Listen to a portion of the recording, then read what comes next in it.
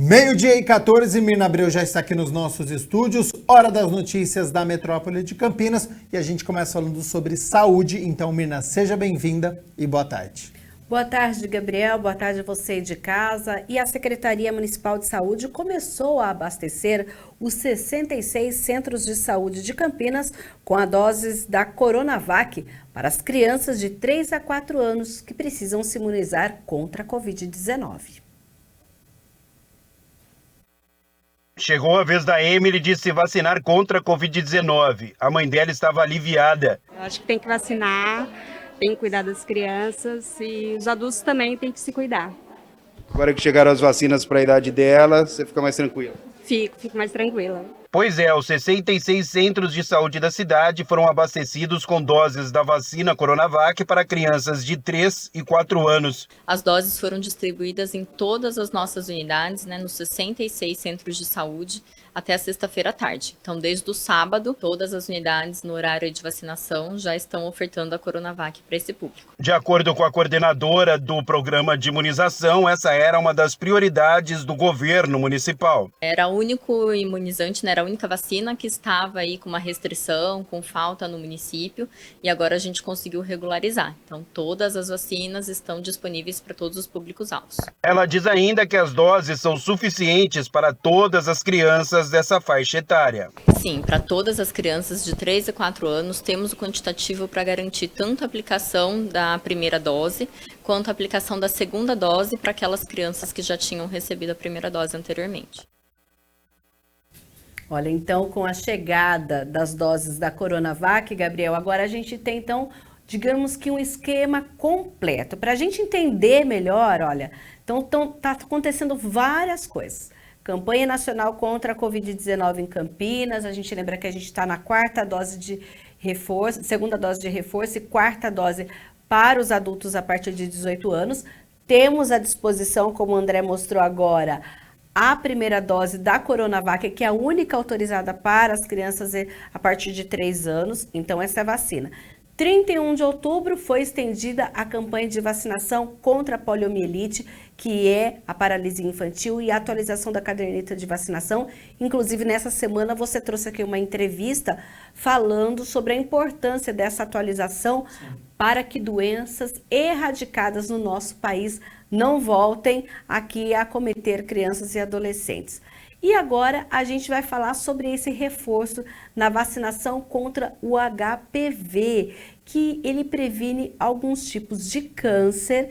Então a gente aproveita, inclusive a gente está nesse Outubro Rosa, Sim. que é a prevenção ao câncer de mama, e a gente lembra que o HPV, ele é a prevenção de lesões pré-cancerosas e outras infecções, e para isso essa vacina é indicada para meninas e meninos de 9 a 14 anos, porque tem um maior resultado para a proteção na fase adulta quando ela é aplicada nesta idade. Olha, por que para as meninas?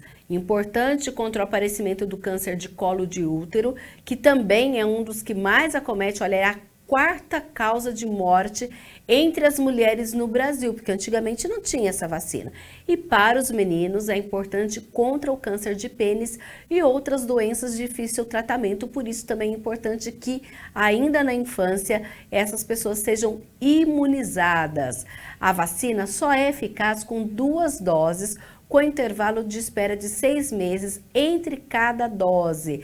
As anotações devem ser lá no registro, e a gente tem uma observação em relação também às mulheres. Olha, pessoas com condições clínicas especiais até os 45 anos, que são os transplantados de órgãos sólidos ou medula óssea, paciente oncológico ou pessoas vivendo com HIV, também são indicadas para receber a vacina contra o HPV, que também está disponível nos 66 centros de saúde. Inclusive aqui em Campinas, para dar uma movimentação, inclusive essa questão de ir até as crianças, a Secretaria de Saúde pretende fazer uma busca ativa, inclusive intensificando, fazendo a imunização nas escolas municipais e estaduais, justamente para essas crianças, meninas e meninos com idade a partir de 9 anos. E a gente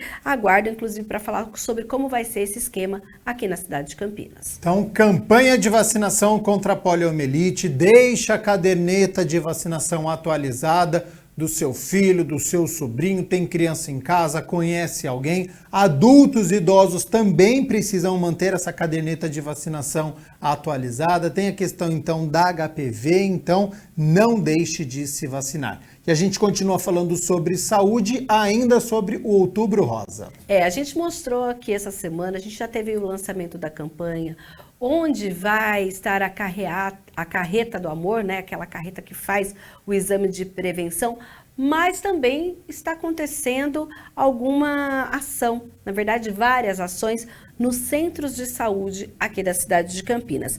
E neste sábado vai acontecer uma ação lá no Centro de Saúde do Jardim Florence, olha, a partir das 8 da manhã até 1 hora da tarde, lá na rua Oswaldo Peralva, vão ser várias atividades recreativas e de saúde, justamente para trazer a conscientização e também aí a prevenção à doença. Lá vai ter um café da manhã com dinâmica de grupo sobre valorização da mulher.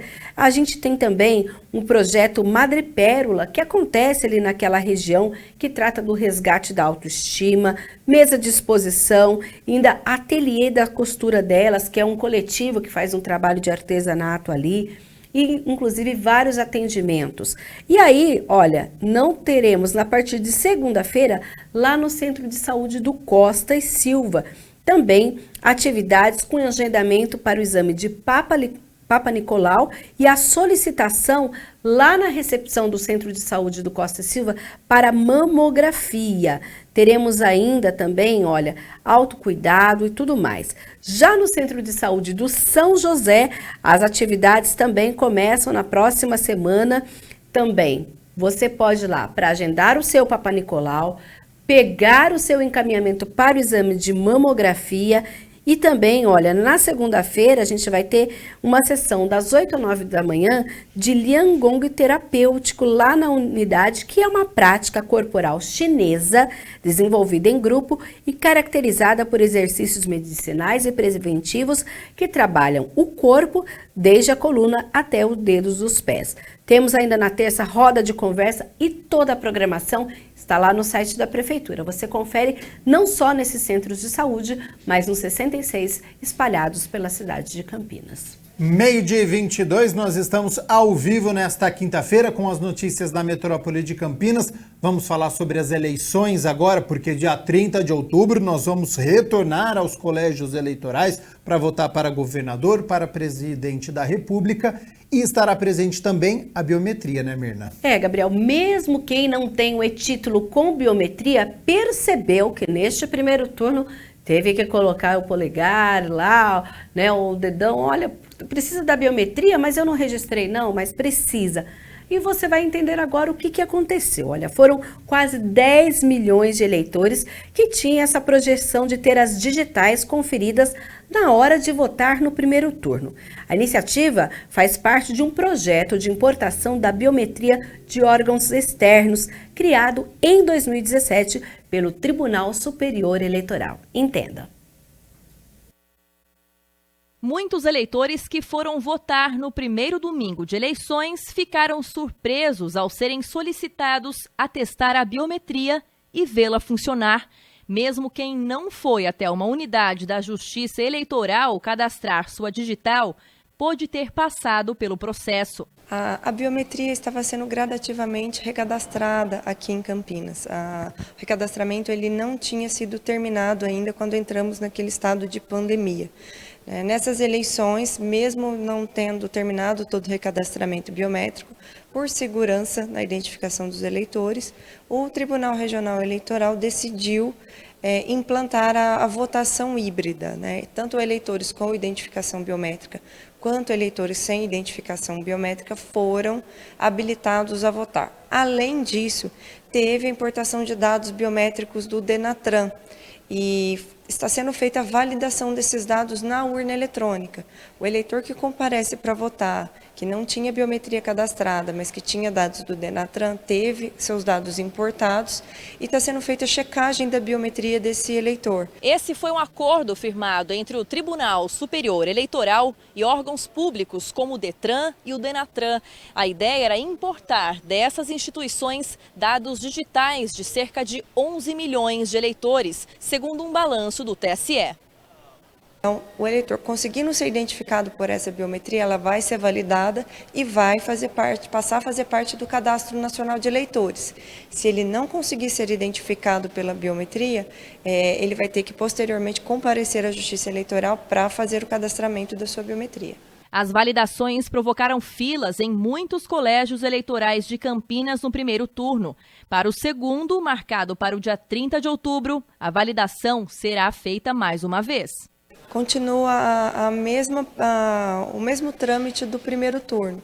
Tá? Os eleitores que estão com a biometria importada, eles vão ser identificados pela biometria.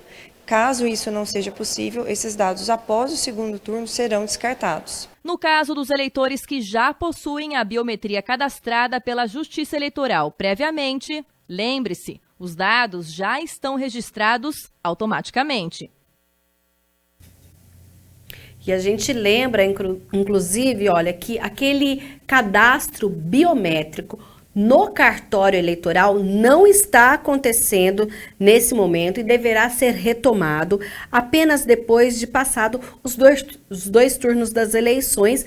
Então, o cartório de Justiça Eleitoral vai definir uma data, vai inclusive divulgar para a imprensa quando será retomado o cadastro biométrico lá nos cartórios eleitorais. Isso porque esse processo ele foi rompido justamente por conta da pandemia da Covid-19.